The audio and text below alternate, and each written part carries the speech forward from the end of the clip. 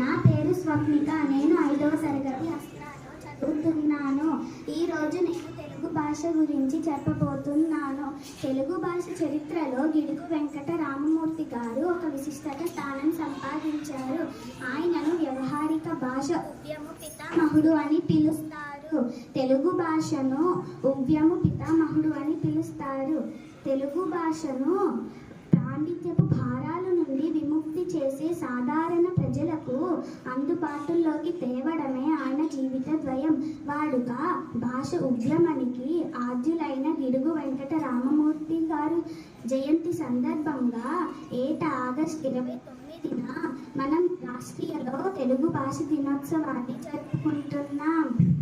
తాజాగా జాతీయ స్థాయిలో తెలుగు దివాస్గా నిర్వహిస్తామని పిఎం మోడీ ప్రకటించారు. రామమూర్తి గారు 1863 ఆగస్టు 19న ఆంధ్రప్రదేశ్లో శ్రీకాకుళంలోని పర్యాతాలపేట గ్రామంలో జన్మించారు. చిన్నప్పటి నుంచి విద్య, ప్రేమ, ఆలోచన శక్తి కలిగిన వ్యక్తిగా చెప్పేటి విద్యార్థులకు సరళమైన తెలుగు పాఠాలు బోధించారు. అన్ని గ్రాంధిక భాషలో చెప్పేవి.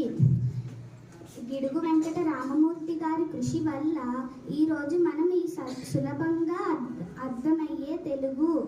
మీ అందరికీ తెలుగు భాష దినోత్సవం శుభాకాంక్షలు. ధన్యవాదాలు.